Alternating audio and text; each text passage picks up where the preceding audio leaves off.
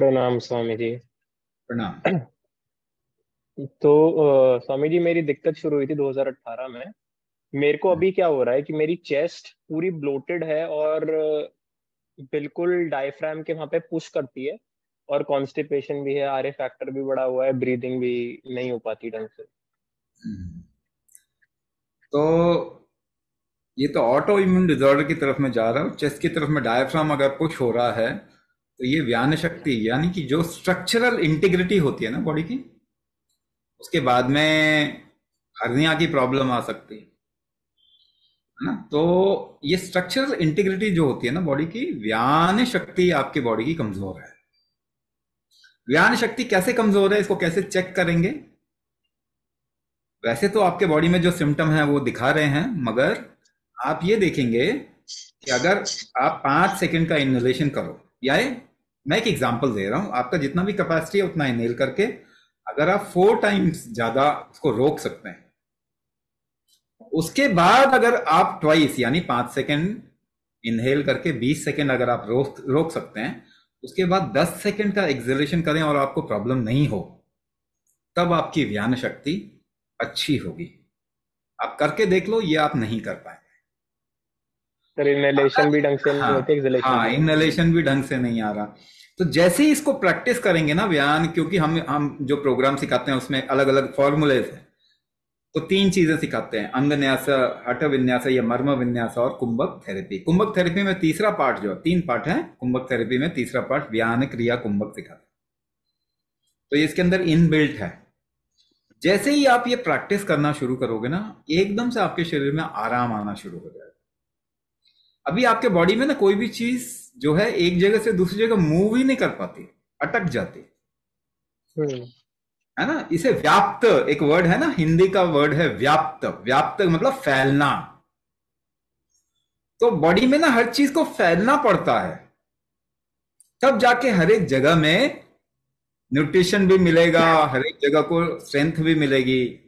अगर ये फैलने का पक्ष ही कमजोर हो जाए ना, तो आप देखेंगे कि पहली बात तो सांस लेने में, लंग में ही इश्यू आ जाएगा। लंग भी थोड़ा सा ज्यादा अगर आप एफर्ट डाल लो तो खांसी आनी शुरू हो जाएगी, है ना। तो वो फैलाव वाला जो पक्ष है वीक हो गया है, तो उस पर काम करने की जरूरत पड़े।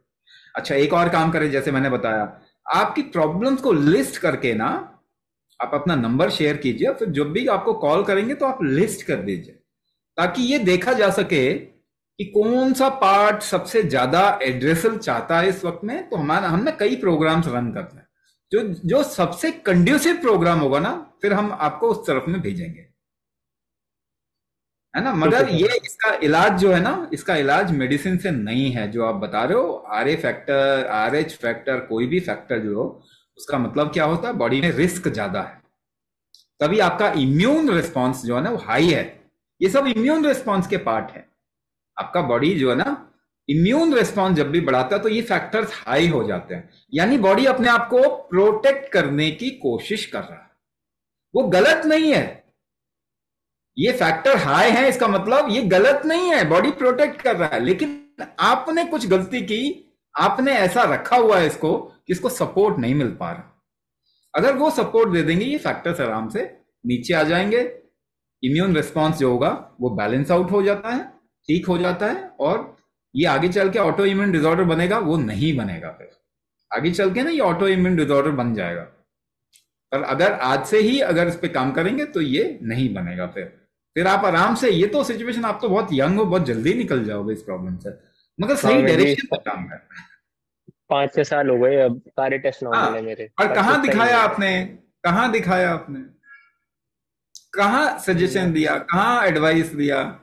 डॉक्टर्स के पास गए ना, डॉक्टर्स के पास इसका ट्रीटमेंट नहीं होता।